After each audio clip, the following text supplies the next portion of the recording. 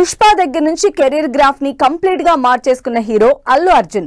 Pushpa series తో global level audience ని reach అయిన బన్నీ తన అప్కమింగ్ సినిమాల్ని కూడా అదే రేంజ్ లో ప్లాన్ చేసుకుంటున్నారు.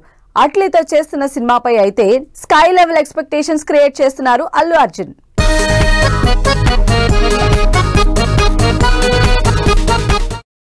రోజు రోజుకి అంచనాల్ని పెంచుకుంటూ పోతున్నారు అల్లు అర్జున్. పుష్ప 2తో 1870 కోట్లకు పైగా కలెక్షన్లు సాధించిన అల్లు అర్జున్ తన అప్కమింగ్ మూవీకి బార్ని ఇంకాస్త హై చేసినట్టు తెలుస్తోంది.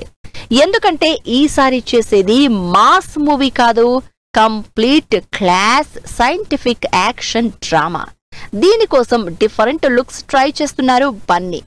700 కోట్ల బడ్జెట్, హాలీవుడ్ టెక్నీషియన్స్, వీటికి తోడు హీరోయిన్ గా బాలీవుడ్ స్టార్ దీపికా పదుకొన్.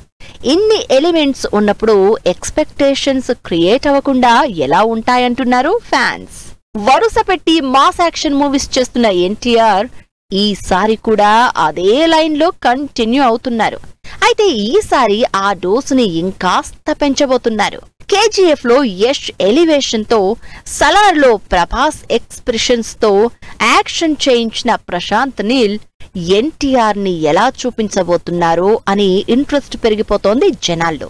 వరుసగా బ్లాక్ బస్టర్ హిట్స్ లో ఉన్న ప్రశాంత్ నీల్ ఎన్టీఆర్ కాంబినేషన్ లో జూన్ లో రిలీజ్ అవ్వబోతోన్న డ్రాగన్ మూవీ ఎన్ని రికార్డులు బద్దలు కొడుతుందో అని వెయిట్ చేస్తున్నారు అంతా. టాప్ స్టార్ హీరోల లిస్ట్ లో లేకపోయినా ఈసారి మాత్రం నాని తన సినిమాల మీద ఫుల్ ఎక్స్పెక్టేషన్స్ క్రియేట్ చేస్తున్నారు.